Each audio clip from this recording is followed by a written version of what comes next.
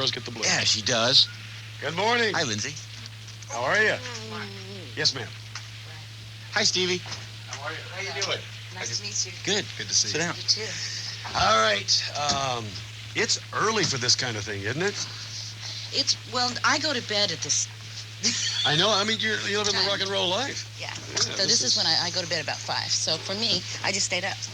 Now, I guess after a life of doing that, where you are up all night and you're working or you're doing this or you're doing that, even when you're not doing that, that's still your life. Yeah, I haven't been doing that for like 2 years, and I still stay up until about 5.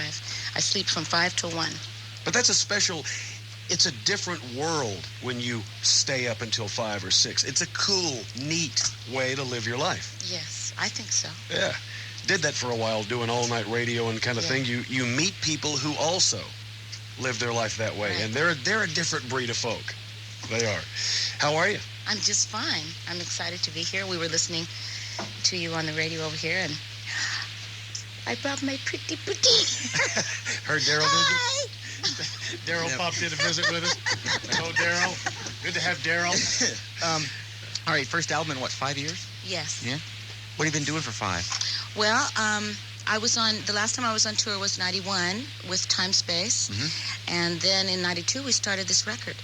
So right before the summer, we went into pre-preparation for it, and went all through the end of 92 into 93, and then I decided to make some changes about last summer, and then the album got kind of held up until it would have been a Christmas album, and I didn't want it to be a Christmas album because then when Christmas is over, people tend to kind of go, well, it's over. So I said, I think it should be summer, so we waited until now. So that's what I've been doing. Reading the bio, and a couple of these songs are you wrote like 20 years ago. Yeah. And it says the timing was never right to record them until now. Why is that? Well, it seems kind of, when you show songs to people that you're going to work with, like the musicians you're going to work with, you play them your demos, and they kind of you can tell without them saying much which ones they really like. And it just seemed that the musicians that I was working with in the very beginning that did all the basic tracks to the record seemed to really love those 2 songs. So I was really pleased because since they were so old, since I wrote them when I was so young, I didn't ever push them on anybody. Were you writing poetry like in junior high school and that kind of thing? You were? Yeah. Have you always kept a journal? Because this album is based on, your new book coming out is based on the journal. I don't understand why everybody thinks I have a new book that's coming out. It says it right here. Well, I don't have a new book that's coming out. I could have a book that was coming out, but I don't. She is in the process of putting together a book entitled Dream Stories and Poems. Taken mostly from the journals. Taken mostly from the journals she has kept over the years. Maybe your people want you to come out with a book. No, I know they want me to, but it's, for me to write a book means I need to sit down with it for about a year, and because there's some things that I wouldn't want to go out and some things that I would want to go out, and I couldn't just, people say, well, just give me all your journals, I'm going, I just can't give you my 17 300-page a piece journals and let you, go through them. I can't do that. I have to be right there with you if you're going to do that. Could you give them to us for a while? Well, I don't know. No! We'll take it. No, I forget. You work with Bob Dylan. He was on this album, Just Like a Woman, and it says here. Yes. Yeah. I think she enjoyed the Daryl visit. I don't know. And it says here in his bio that so far has been slightly correct. It says here that you had to beg him for a while. It took some begging on your part to get him to sing. Well, I kind of did because he actually was really... Bob Dylan is, the kind of person that you really don't say hello to Bob. You wait for Bob to say hello to you. And then it's usually, hey. And then it's usually, yes. Hey. Yes. And so he just said, I wanted him to sing on it. And he said, no, I don't want to. And I said, well, will you play guitar? Will you play some harmonica? Will you do something? Because I kind of need you to do something on this song so that I feel that it's cool I've done it. So what's that like, Stevie? Do you call him on the phone? Do you see him at the party? When did you talk to him? Well, actually, I just went on tour with him about 8 years ago for 32 days and cemented the relationship. I see. And told him that I was going to do this song someday, and I did. So I called him up and I said, guess what? I did the song that I told you I was going to do. 8 years ago. 8 years ago. Mm-hmm. And remember Australia, Bob? And he said, yes. And I said, okay. I'm trying not to remember it. And I said, well, I did it. And he said, okay. And I said, I need you to come down to the studio. And he said, all right. And he did. Fleetwood Mac being the super group that it was, everybody has a tune they probably associate with the group. But you came out with, I think it was late 80s, early 90s, you came out with a batch of your own tunes, Stand Back and some of the other, and they were Good huge ones. hits. They were really good. Where did that come from? Why do you think that they had such huge success? Because they were some of them were just really great tunes. Some of them even better than maybe your association with Fleetwood Mac. And what's your shoe size?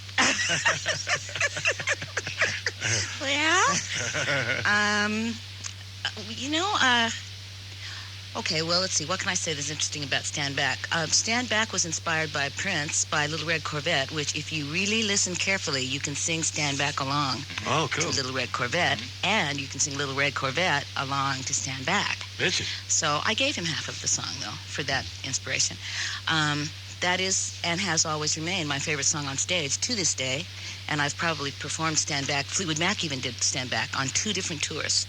So then I always do it on mine. So that means that I've been, since the day it came out, it has been performed in concert every time either me or Fleetwood Mac went out. So it's there is something very exciting about Stand Back when those drums, when it starts, the drums start, It's on the radio. When it comes on the radio, I know it. I can hear it from like miles. And I know that it's my song, Being on stage again. You're going to be touring with this album. Yes. Excited about this? I'm totally excited. Yeah. Is that the rush for you, or is it? That's what I do this for. Is to be able to. I'm an entertainer, I mean, I love to sing for people, and I, whether it's in my living room with a piano or whether it's on stage in front of a whole bunch of people, it's really, for me, it's all really the same when it comes down to the fact that it doesn't matter if there's one person or if there's thousands of people, because it's just what it's what you feel from your heart, and it's my first love. It really is my first love. When you got together with Lindsey Buckingham years and years ago for that first Buckingham Nicks album, you probably had no way of knowing what kind of incredibly superhuman things were in the path for you. What's been weird about the world of rock and roll and the huge success of Fleetwood Mac and then your own? And is there things you would change or do differently or no? And what's your shoe size? Still want that shoe size. 6.5. Right. I wouldn't change any of it. It was, being in Fleetwood Mac was about as glamorous as you could get in rock and roll, I think. And I love glamour, so for me it was perfect. It was mystical, it was glamorous, it was really exciting. They gave me a first-class ticket and a limousine at the very first concert. And from that day onward, I felt very spoiled and very taken care of. And so as hard as it was, touring so much and playing every night, still they always managed to make it a little bit special by the fact that we always traveled really wonderfully and stayed in really nice hotels. And so that it wasn't just like we never went on a bus. We never had to we never did that thing that a lot of rock and roll bands do that almost like makes them break up. We never did that. We always, it was always a kind of a cool first-class thing. And I wouldn't change any of it. I mean, it was an experience to remember, Did it get too big for the music to be great? No, I think everybody in the band got to a point where they just couldn't accept the chemistry thing anymore. Everybody wanted to go off by themselves and do something. If you have a good chemistry, sometimes that just isn't a natural thing. You have to work on good chemistry. It comes naturally at first, but then in order to keep it going, just like a relationship, you do have to work very hard on it. And as soon as one person decides that they want to maybe do something else, then everybody goes astray. It's wild. Are we friends? Everybody friends still? Or I know there was some rough times, like you and Lindsey, say.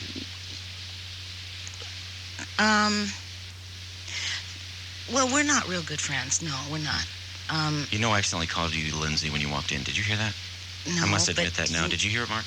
Yes. I'm called the name Meister here on the program. When Lindsay was here, Yeah, I think we all heard when it. Lindsay was here, I said, "So Stevie, new album coming out." Oh, and he loved So that. now And so that you know, he does this to everybody. now we're It's- balanced. Don't feel I low. just wanted to admit it. Well, good now that you've done that. I didn't even know I did until I heard Chuck go. Oh! No, the moment she walked in the room. Hi, Lindsay. How are you? What an idiot. Good to see you. I was just wondering, at that moment you walked in, I wonder if we can ask her about that, and that's why I said that, so apologize there. Well, when we had Lindsay on the program, we talked about Fleetwood Mac and where everybody had. Did he say we were friends? He gave kind of the same synopsis that you gave, in that, you know, there was a very strong friendship there, but sometimes it gets muddled up with a lot of crap that takes place over the years. In fact, David Lee Roth put it best when he was in here. We're talking about Van Halen, and he said, you know, when you are with somebody creatively in the studio for so long, you're on tour with them for so long, you're kind of isolated in where you're all in this one hotel room or this hotel. And after a while, after you've been on the road for 10 months, you tend to look at the other guy and go, you know what?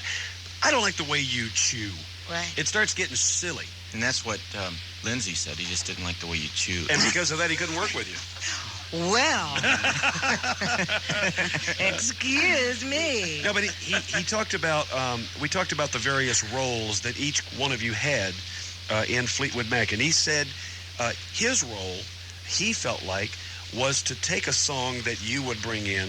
And arrange it, make it. Yeah, he would take the raw greatness that you brought in on a piece of paper and the tune you might have in your head, and he would take those two, and he would sit in there and kind of bang it out and get it to where he liked it. He'd play it for you. You'd make a few changes, but for the most part, go with that. And he looked at himself as kind of the orchestral leader as to putting that. He wasn't by any means saying that he was the group. That wasn't where he was coming from. He was just saying that I would take the raw footage and put it into some form of a tune.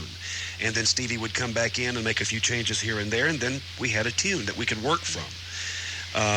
And he was a very friendly man. We enjoyed having him on the program, and he spoke very highly of you and of the group. Well, And you can keep him. so there is some bad blood in there? No, there's really not. Lindsay at a weak moment even admitted to me that sometimes he felt that his best work was taking one of my songs and making it into something really, to him, extra special. Mm-hmm. So. What do you do when you walk out and there's 120,000 people sitting in a stadium and you're there to entertain them? Is it so far beyond any comprehension that you just kind of go through the program and you don't really partake in the idea that all of these people are really here to see us and to listen to us? Or was each show intimate for you? The shows are always intimate for me. I don't see very well, so I can't really, I'm not ever aware, because I can't see, of all those people, but I'm aware by sound of all of them. Well, we're good-looking guys. Yes, we are. We're I know. gorgeous men. I felt that. Yeah, okay, somehow. good. Really I good. felt You it. felt I it. could feel Our attractiveness. that incredible, attractive Thank you. thing Yeah. coming through Thank you. to me. Yeah, Thank boy. you. Yes! That's interesting. So you don't wear contacts, or you? No, but I'm having surgery next week to fix my eyes. Really? Yeah. Well, good luck with So that. I'll be able to see. All right, now we're gonna take a quick break. We want to come back and get the keyboard. They still haven't plugged it in fully, so we're gonna get that done. And then we're gonna maybe track some of the tunes on the new album, Okay. which we have with us. Great. Stevie Nicks is in the studio. If you want to make a phone call and talk with her, feel free to do that. We'll perform, we'll play, we'll speak more with Stevie Nicks right after this. Mark O'Brien It's the program. sale. No Toyota buyer should. On 95.5 KLOS.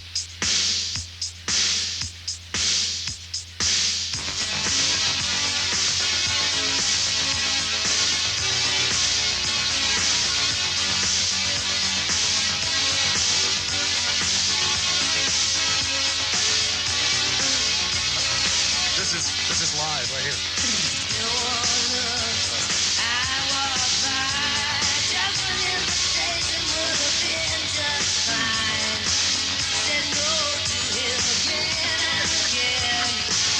I love the trumpet part in this.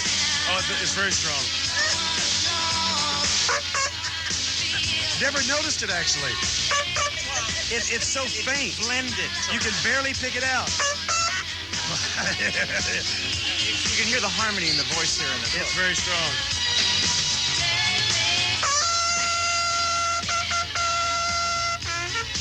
you can barely hear it. Yeah, amazing, isn't it? Very faint.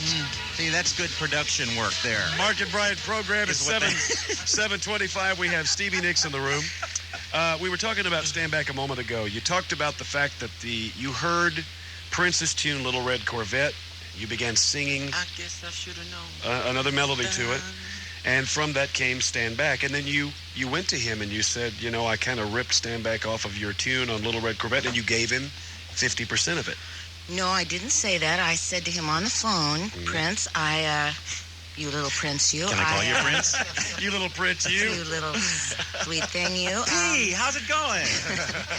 Nothing.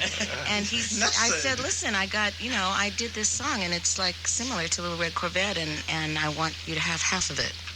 And could you come down and play electric piano on it? And he said, okay, and I didn't believe he would come down, and he did. Now, So he walked in, and he played 2 incredible parts, and then he kind of walked out, and that was it. Didn't ask you out or anything? Well, all right, Prince. No? All right, dude. you stick to your trumpet.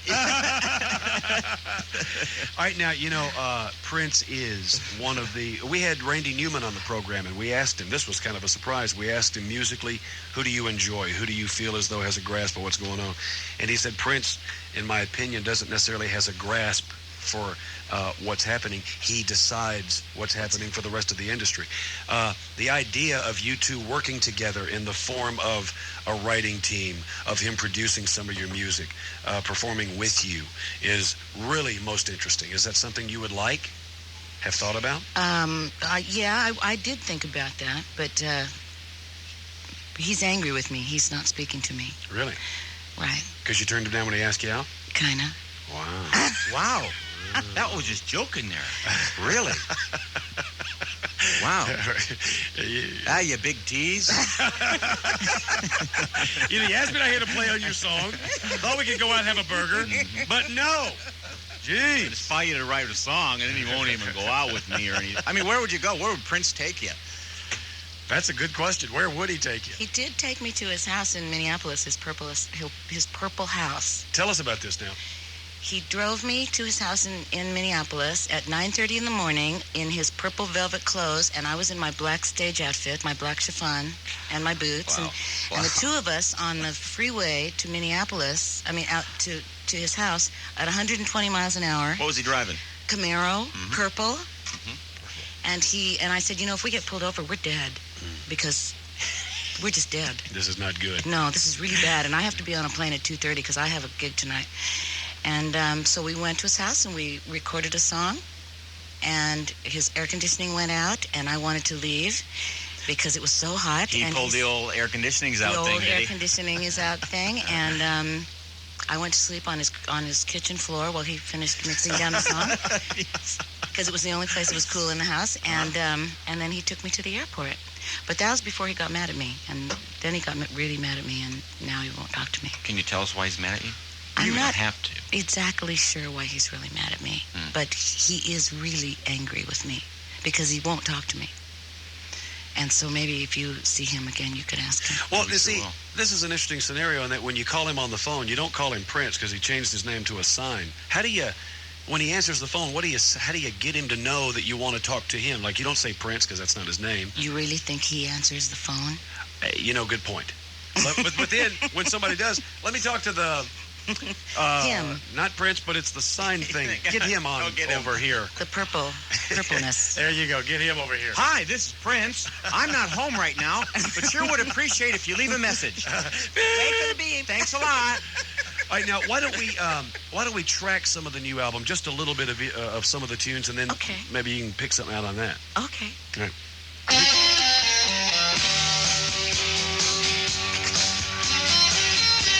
Red Corvette.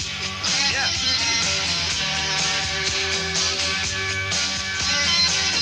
This is Blue Denim. Saw him the other day. Saw him again yesterday. I wonder if I'll ever see him again. He reminded me of blue denim. Blue-gray eyes that change with the color, change with the sun. They run with the sight.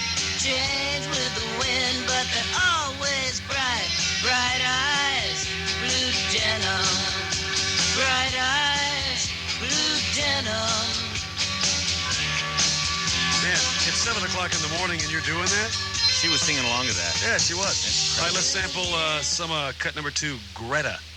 And this again is from Street Angel. That was a short tune. It's the Top 40 radio. Hey! That was Stevie. All right. Rhinestone collections all the time. I wonder what Greta would say. Another lady, another time, another heartbroken state of mind. Alone in her chambers, she dreams of her home. Outside, she's got a movie star view. Out cries, where will the kings go? Where will the kings go now? She's got her eyes wide open and she's ready to stare you down. She says in words unspoken, I'm from out of town. Well, some drive, well, I really don't dance down stormy weather. It cuts like a knife. She's got a backpack. Wow. I like that one. Now, it's kind of a strange sensation, a really good one, because you're singing to this record. And you can't tell which is me or Memorex. Well, we hear the harmony, but you stare at us, and you looked at me in my eyes, and you sang like a verse of it, and just with this real cool look on your face. Yeah. That's a really neat thing. That was a gift. Oh. You can sleep on my kitchen floor anyway. And air conditioning won't go out. Yeah. No! Is the because of your association with Lindsay, and we don't know what all went on, but is the possibility, has the desire ever been there to get together with Lindsay in a writing situation, or having him come back in and help out with an album, producing one or two or all cuts? No. Good answer. Right, good answer. When he was in here, he did say that you lip sync all the songs, that you actually have a backup singer doing them. He says he's pretty good on stage, I guess, but it's somebody else's voice. It's been somebody else's voice all the time. Let's give a listen real quickly to cut number 11. This is the Dylan tune, Just Like a Woman. Have to be careful, I guess, when you do something like this, because it's a Dylan tune. Yes. All right, cool. Let's hear some of it. Stevie.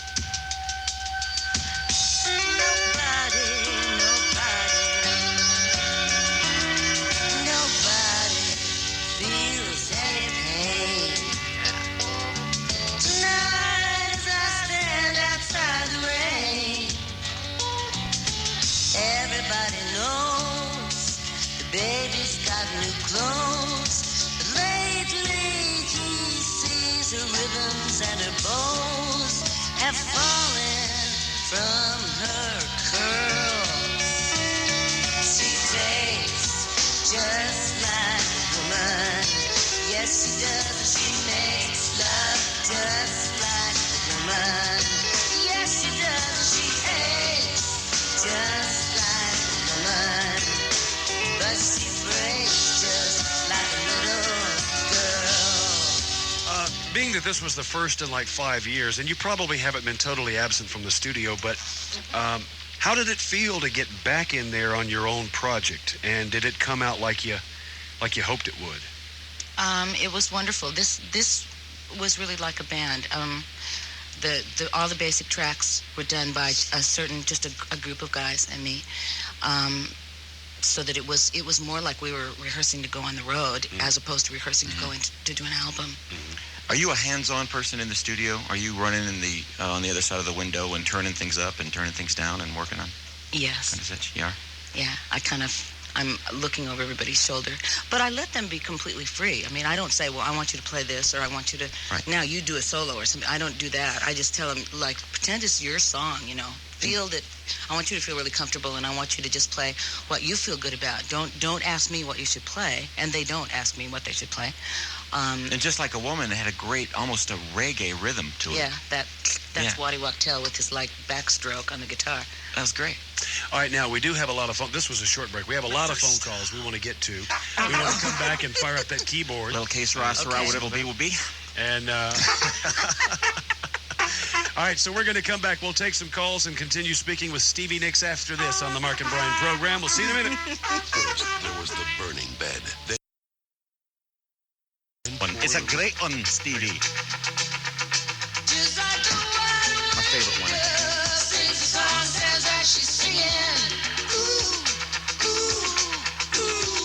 Just like the white-winged dove sings a song, sounds like she's singing it to you.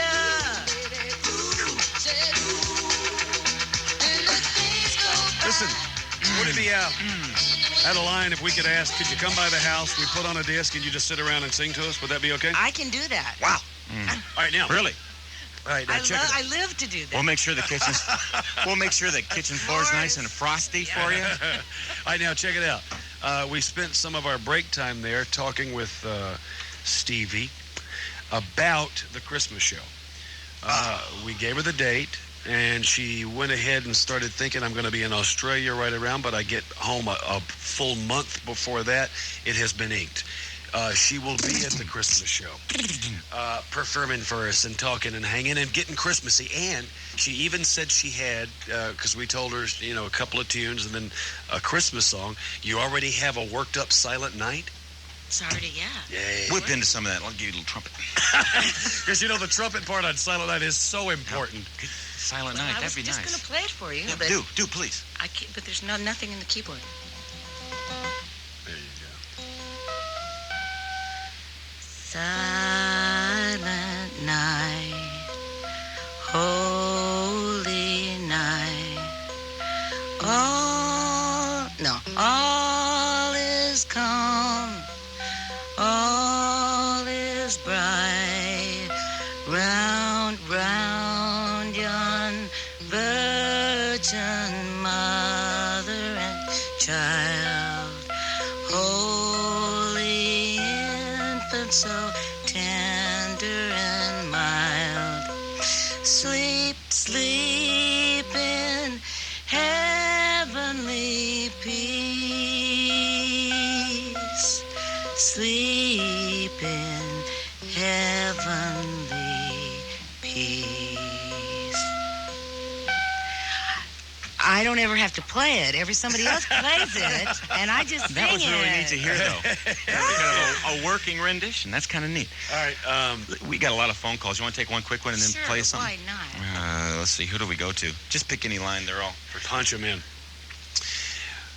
Your name, please.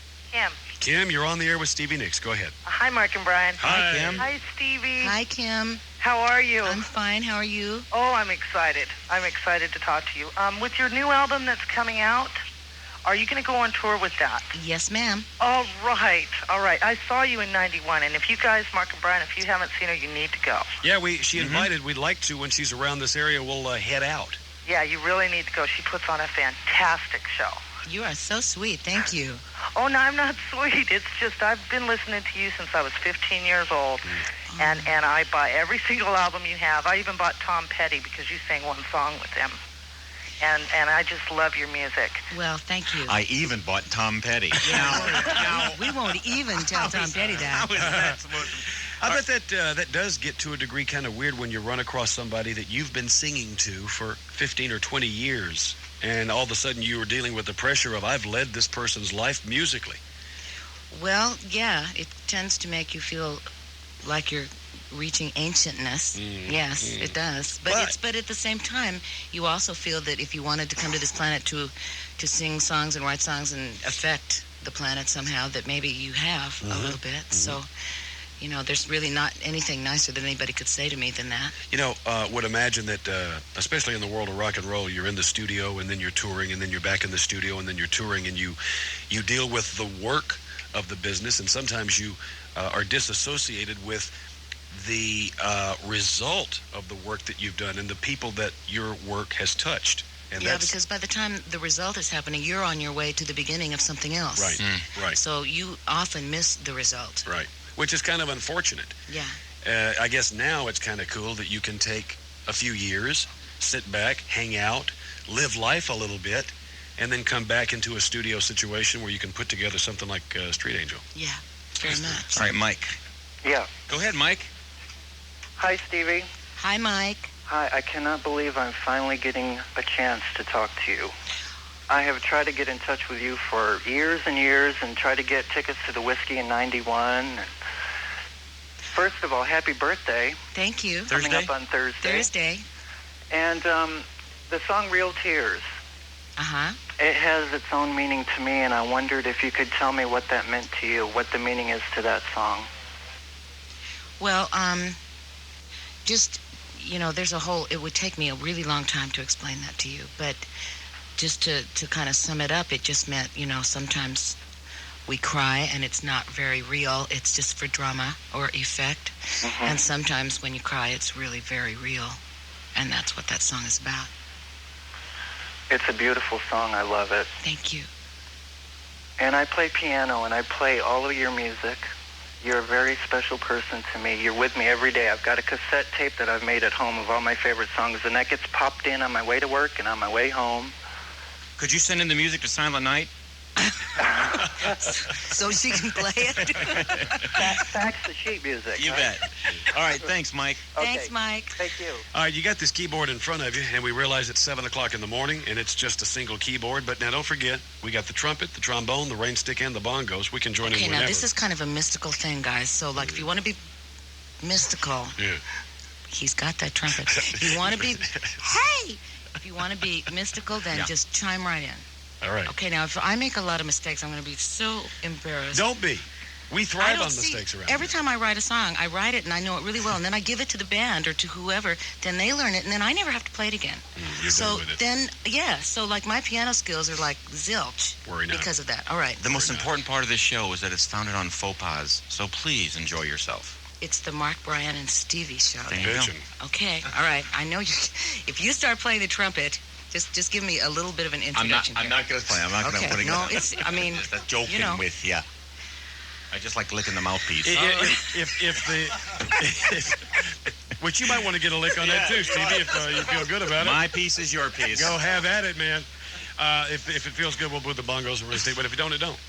We'll see. Okay, all right. This is a song about a Welsh mythological witch goddess. All right. Not witch goddess, but witch goddess. Witch goddess.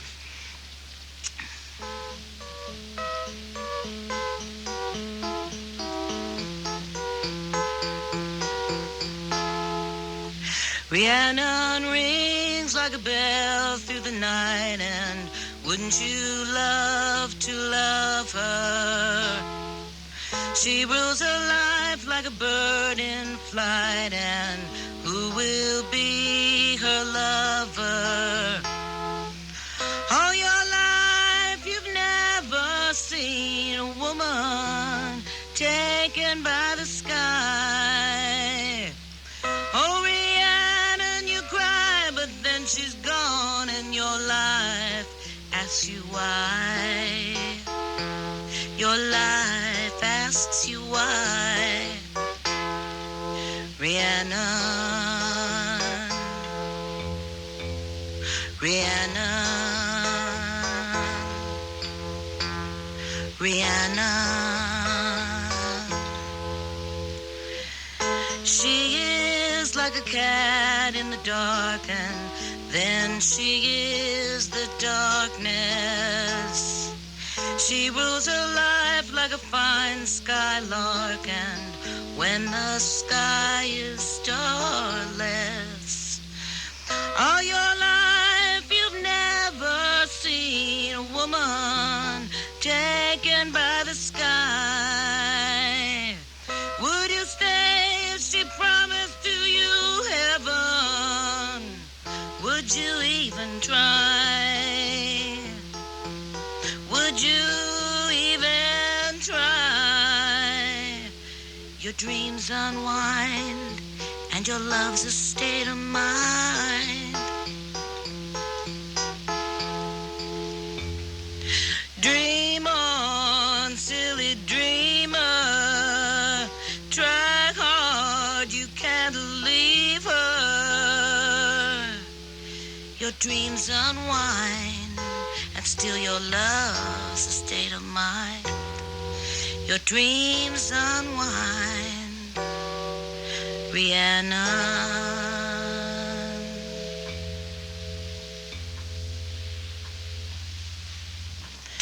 place for the bongos and range stick on that. What do you have your head in your hands like... Not very good. What? That was so personal. That was so cool to see you and hear you do that. It's a very personal touch to it. You should do an album like that, just you and the piano. You'd be cheap. Yeah, see?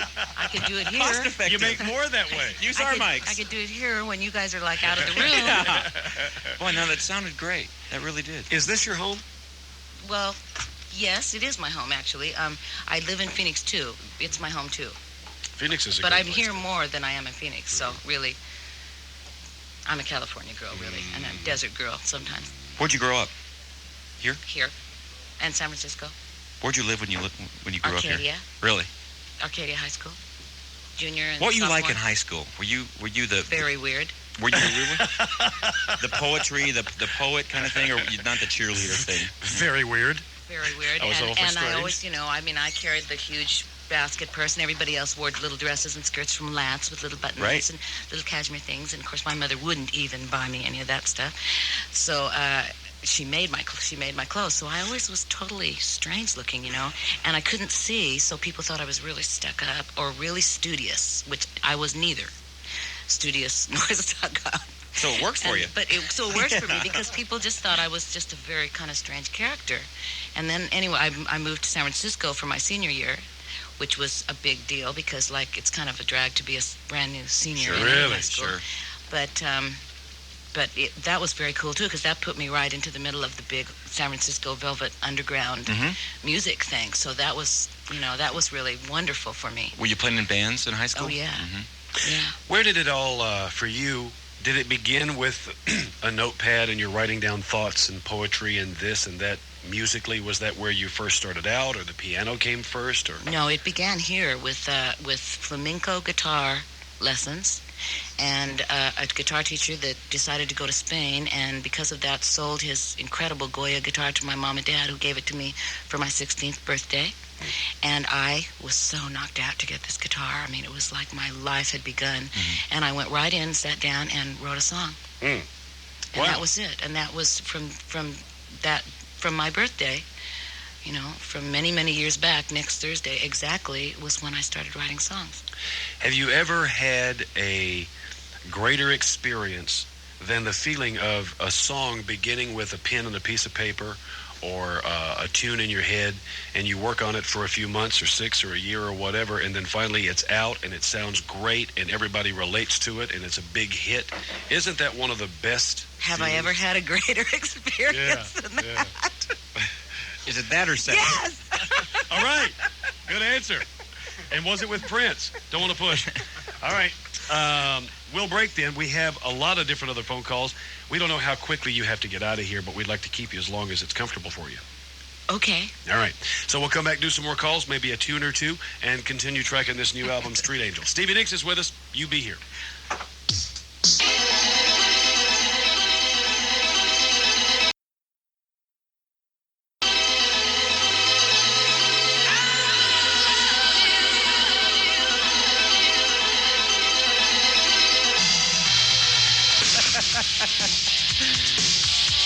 Yeah! The Mark and Brian program. It is 8 o'clock straight up. Mark just comes in with his daily 2 Cheeto bags full of Cheetos, and he goes, looks at Stevie, goes, Fireball Cheeto? And she starts reaching. Nah, I don't think so. Thanks a lot, though. Appreciate it, man. Oh, it helps the singing voice. Yeah. Fireball Cheetos. Yeah, buddy. Stevie Nicks is here, and can you play another one after we take some phone calls? Maybe. Love hearing you do that. Maybe. She's a tease. Boy, that Prince had her nailed, didn't he? Big old tease. Hey, when does this hit the streets and stuff? June 7th. June 7th. Congratulations on it, because it really, we've only tracked 4 of them, but it really does sound good. Thank you. Yeah. All right, let's go to Tracy on 3. Who? Tracy, Yes. say hello to Stevie Nicks. Hi, Stevie. Hi, Tracy. How you doing? I'm fine. I can't believe I'm on the air with you. I just wanted to compliment you. You're extremely wonderful, and I know you've heard this before, but you really are. And I've been told, I'm a vocalist, and I've been told I sound a little bit like you, and I consider that a very high compliment. But I wanted to ask you a question. What kind of advice could you give somebody like me starting out? If you think that this is what you really want, just don't give up. I truly believe that people that want something and give up will not make it. But if you really do want something, you can have it. You just have to see it happening. And don't put out if Prince asks you. Yeah. Hey, who do you Put him down every time. Prince just didn't want it enough. He'd have hung. He'd have been there. It might have happened. Yeah. Like when she fell He asleep gave on that. up, see? But he Yeah, right. left. Yeah, but see, she fell asleep on that kitchen floor, get a little touchy-feely right there. That's right. You know, but he bailed on Just that. reenact the 9.5 week scene. Yeah. Now wake up, honey. Open up that Here's fridge. a strawberry. Let me stick this in your mouth. Have some of this. Guess what this is? Oh, God. Okay. Give me that blindfold. All right, Matt on 15. Hello, Matt. Good morning. You're on the air with Stevie Nicks, you know? Hey, I'm on the air with Stevie Nicks, and I'm on the air with Mark and Brian. Yeah, you are. Hey. Really a big fan of your program. I've been over in Germany for a couple of years, and I'm just so happy to be back. You guys are like a beacon of light sometimes for those of us that have been away. Sprechen Sie Deutsch? Ja, ich spreche große Deutsch. A Kleebedick. Yeah, loving you too. All right. Hey. Speaking some German on the program. You know. Hooray. Yeah, you know. I'll tell you why I called this morning. I've been a fan of Stevie's for years and years. The last time I saw her was in Minnesota when she came out with her Belladonna album. That was with Prince. And Oh, is that the Prince time, was it? She's still on that Prince deal. You know, I bet Prince is listening right now in his house, and he's, Oh, Stevie. And I wonder if everything's purple. Yeah, I think You know, everybody does it. This purple-headed warrior stands at attention, listening to Stevie just talk. He's at home right now, standing on the kitchen floor in that same place she was lying. Yeah. Oh, yeah. Oh, yeah. Oh, Stevie. Oh, yeah. Oh, little red carpet. So, Matt. yes. You having a good time, Stevie? You enjoyed yourself on the show?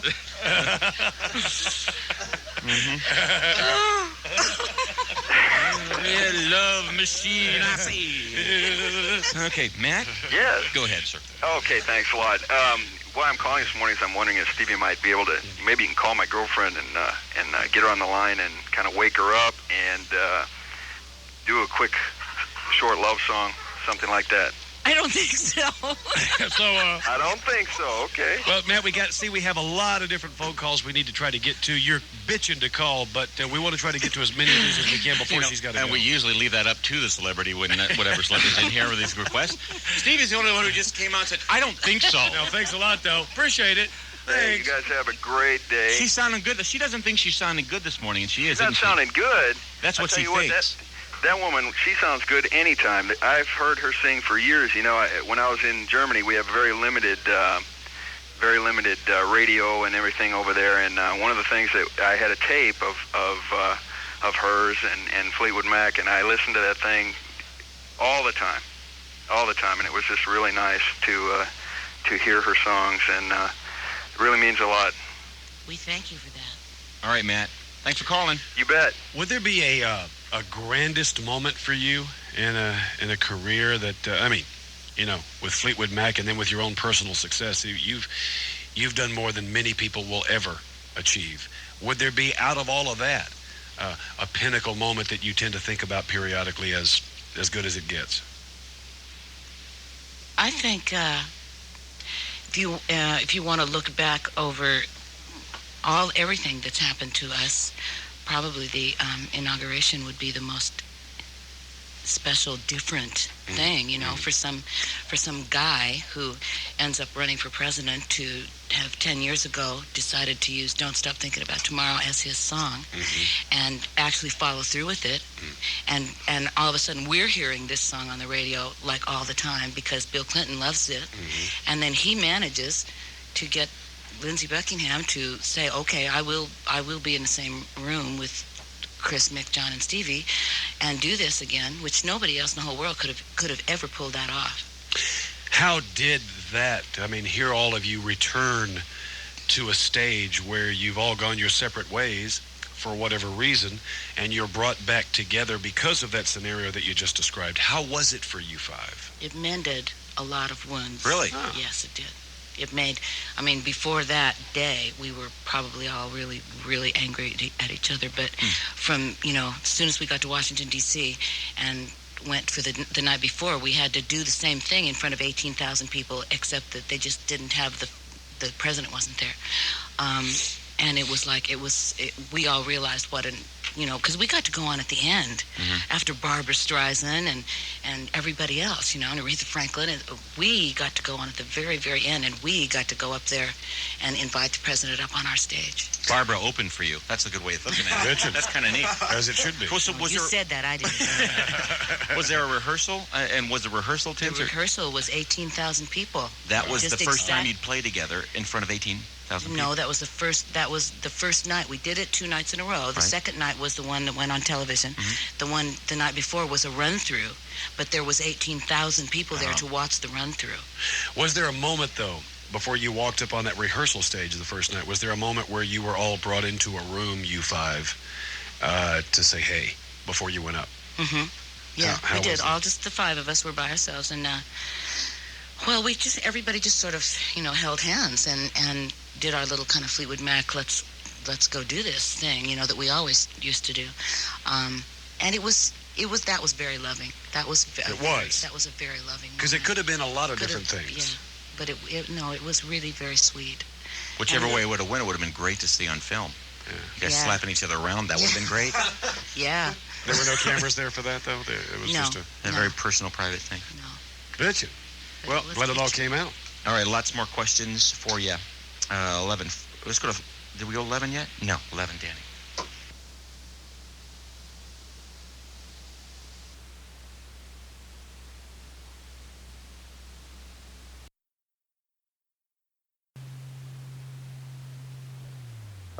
Let's go to...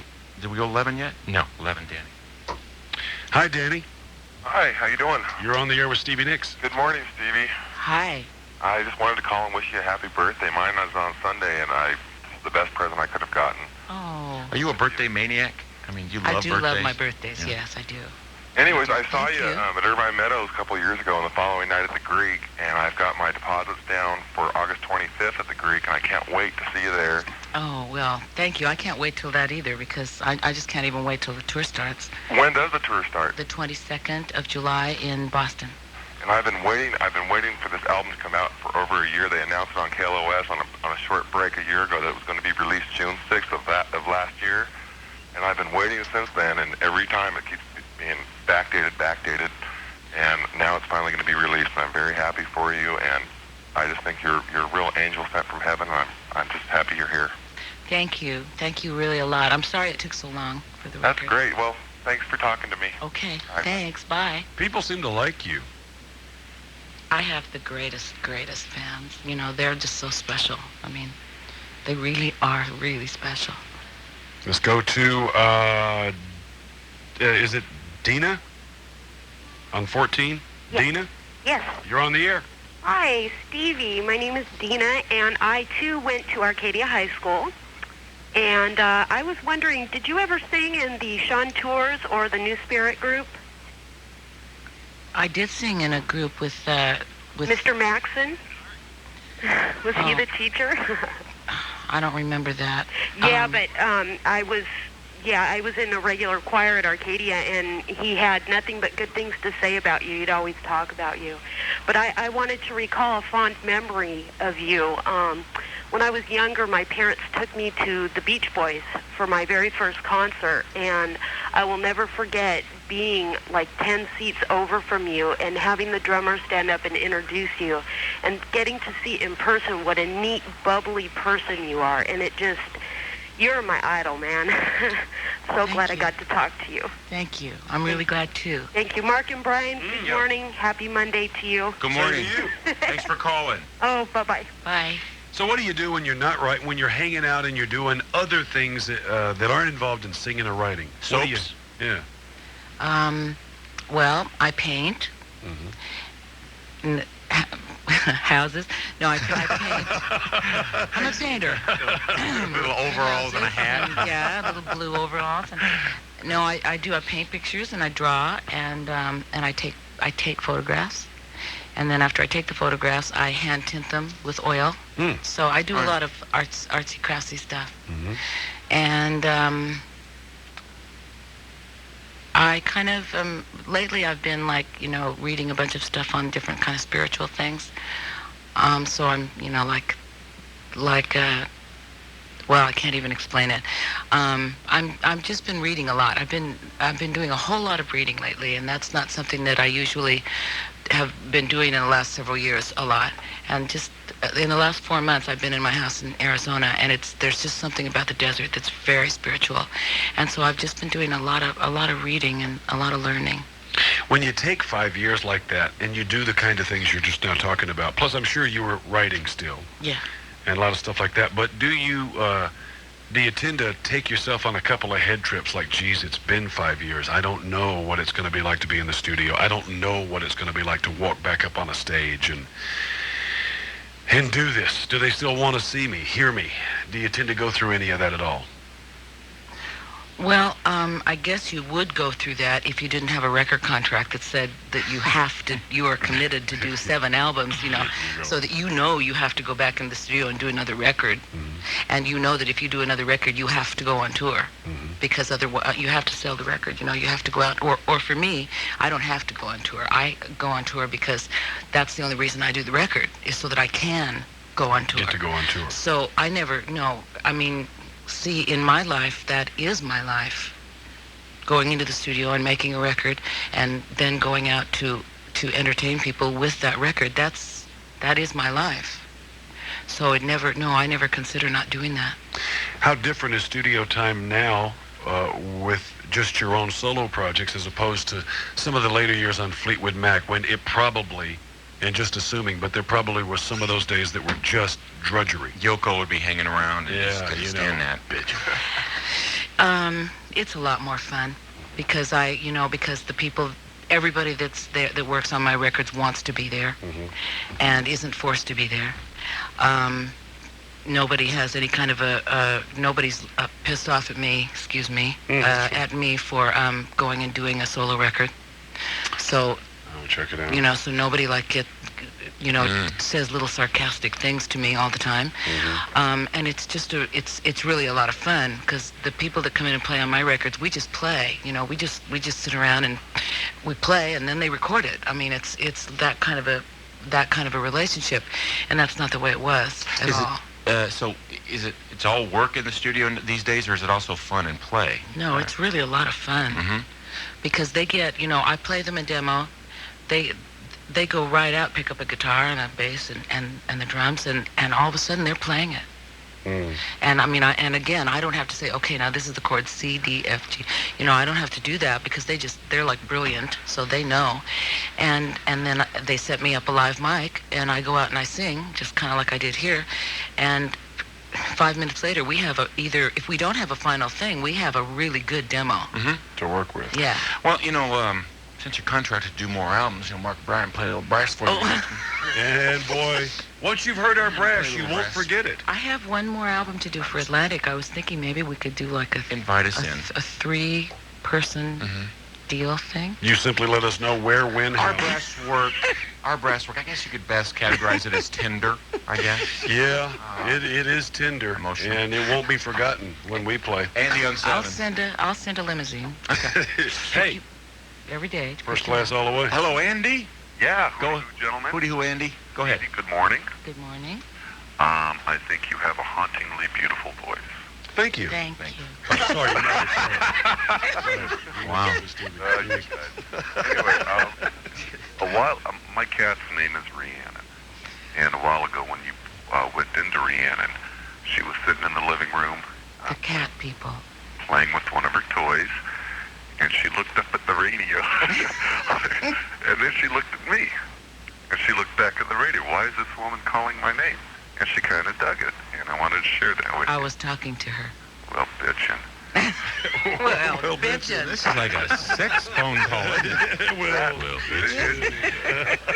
Okay. I knew I had to get Well, it was playing with its toy. Which is a party all on its own. My God. And you ain't seen that. Suddenly it just stopped and looked up at the speaker. All right, thanks, man. See you, Andy. Hey. Bye.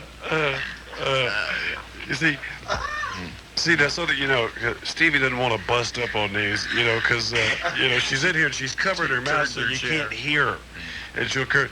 So, okay. Before you go, can you sing one more, or are you done playing? Are you done singing? Well, I could. Can we have one more break from you? About 10 more minutes. Okay, yeah. Can we do that? Yeah. All right, then why don't we do some business? We'll come back, get a couple more, one, whatever you feel good with, and anything you want to do. Okay. Take some more calls, wrap it up, and we'll let you get on your way. Okay. All right. Paint my house later? I'll right. get to your house. All right, yeah. Stevie Nicks continues on the Mark and Brian program after this. Hang on for it. Birds.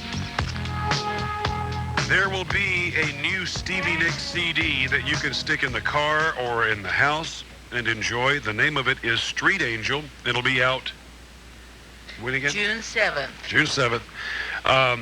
There is a single that you'll be able to enjoy. The release is Maybe Love Will Change You Forever. Do you have it queued up? Maybe. All right, let's see. Maybe Love Will Change Your Mind. Why don't we hear just a taste of this? This is the single from Street Angel, Stevie Nicks.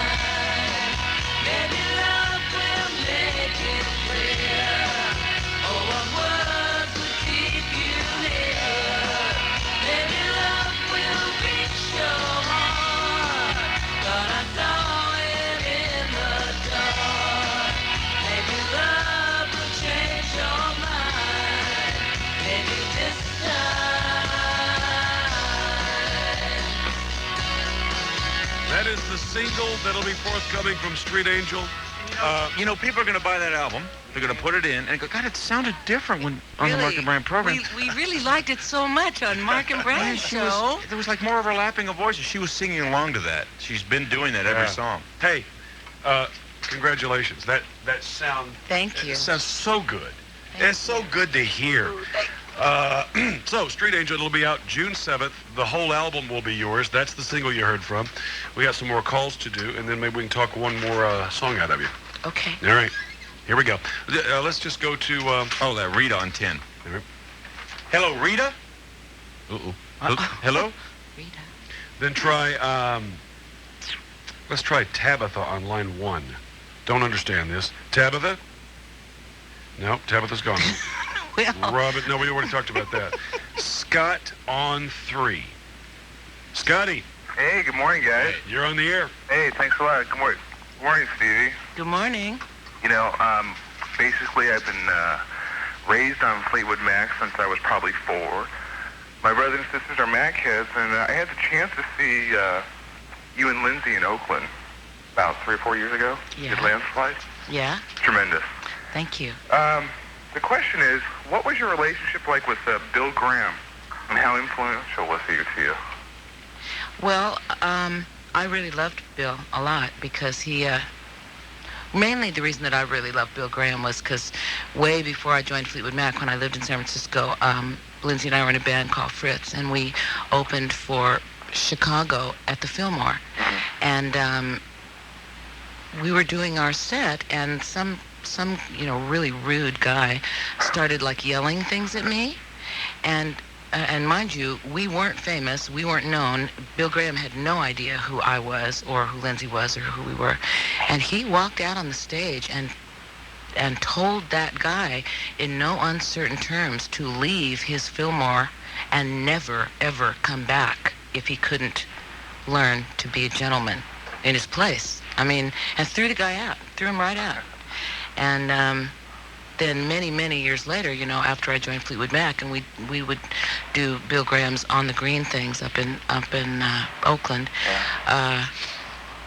we just became real good friends. And it's very hard for me to even accept the fact that he's not alive anymore. Because he's so alive. He's such an alive kind of person, you know. I mean, and anytime he put on a concert, it was always so deluxe, you know. Everything was perfect. I mean, the dressing rooms were perfect. The stage was perfect. The sound was perfect. And so we miss him because of that. Yeah. Thanks for the call. Well, hey, thanks, guys. All right. Have a good one. How about videos? You like doing the videos? I hate videos. Do you? Yeah. So you either like them or you hate them? I don't like being filmed because I like being spontaneous, and I cannot be spontaneous when somebody says, okay, sing the second verse again for the 50th time, and we're going to film it from the top, from up above you this time. And pick up the snake. And you know, exactly, and the snake's going to go by you. It's very hard for me. So I would far rather just play for people than... So is there going to be a video out with this album? If this song does really well, then maybe I'll make a video. If I feel like the song really, you know, needs one, then I will. Yeah. Here's your video. This is what you do. Okay. Check it out now. Because nobody else has done you this. You and me and Mark. No, yeah. Okay. Cool. Play a little brass for you. The Windbag 3 coming up there. Here's what you do, because nobody else has done this, and it'll solve both problems. First of all, it'll be a hit video because it'll be original, and you won't have to deal with singing the third chorus for the 50th time. You, a piano, a microphone, one time through. Somehow let it be known in that video that that's what's going to happen. The only time you're going to sing it with, if there's a faux pas, there's a faux pas. Do it one time, give it to them, they'll play it. It'll be really personal and really charming. Okay. That's what you do. That's easy. I can do that. Give me half of that? Yeah. I can do that. That's easy for me. That I love, you know. Very basic and very simple from start to finish. I would love to see that. I'm going to take a tape of this and play it for Atlantic Records. Oh, yeah, Mark Bryan, we're movers and shakers over there. Oh, yeah. Oh, got the connections on that deal, Constantly baby. on the horn with it. Hey. All right, do you have something you'd like to do on that keyboard chorus? Okay, I'll do a couple of verses of a really one of my favorite songs. Bitchin'. And I think it's perfect for you two right now. What are you saying? You'll know. All right. But now, can we turn this keyboard up a little bit so I can hear it? That's awfully low. Is that jacked up all the way? It is? Maybe the keyboard... Is there an individual volume on that keyboard? External volume is up. Regular volume is up. That's just... Okay, I'll just have to sing real quiet. All right. Oh, the pedal? Maybe the pedal works. No. Didn't do a thing. No, doesn't do a thing. Okay, that's okay. No, that's just going to change the piano. The Casio MT100. Yes. Okay, we'll just try. Now, this is just going to be a little bit of this song. Okay. Because I don't know how to play the whole thing.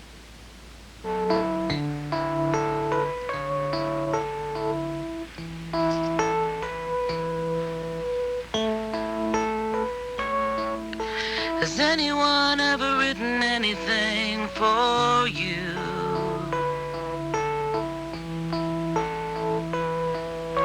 In all your darkest sorrow, did you ever give it back?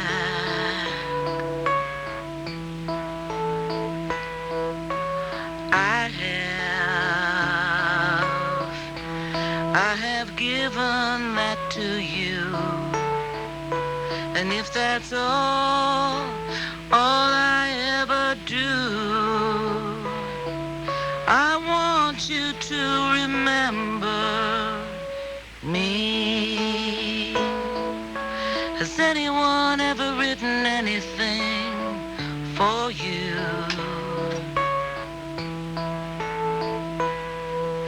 In all your darkest sorrow, did you ever give it back. Listen to me now. You know I'd rather be alone than be without you. Oh, don't you know that I want you to remember me?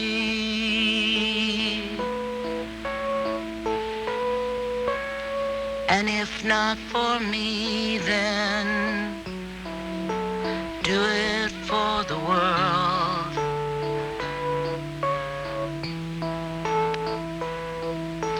And if not for me, then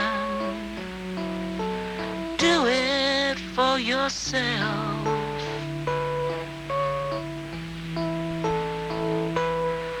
Poets, priests of nothing, legends.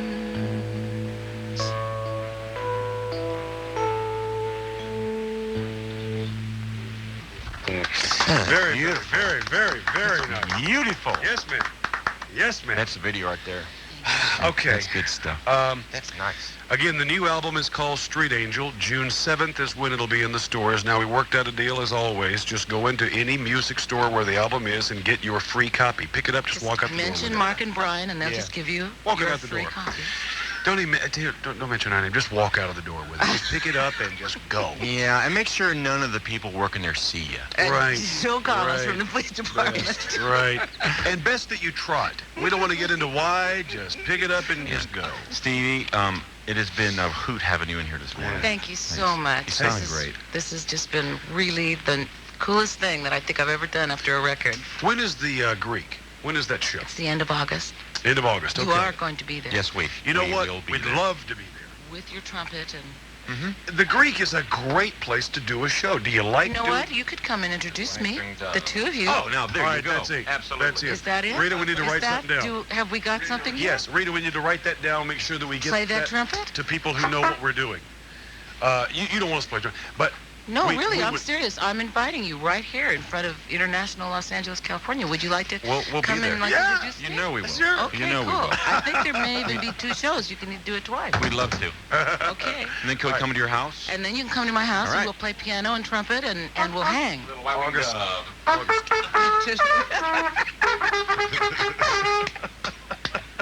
Hey, let's do the Tusk thing. Hey, the Tusk thing. The Tusk thing.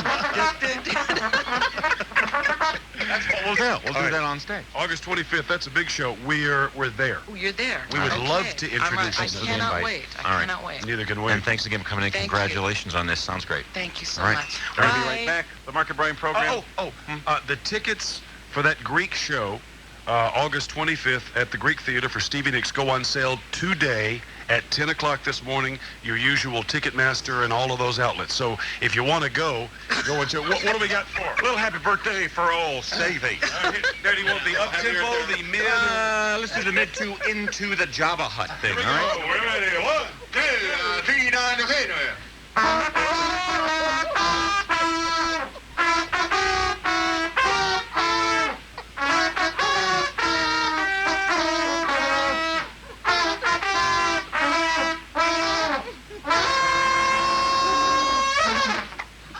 Happy birthday and goodbye. Thank you so much. All for you, Stevie. We'll be back. Don't go away. Just in the mood. Oh,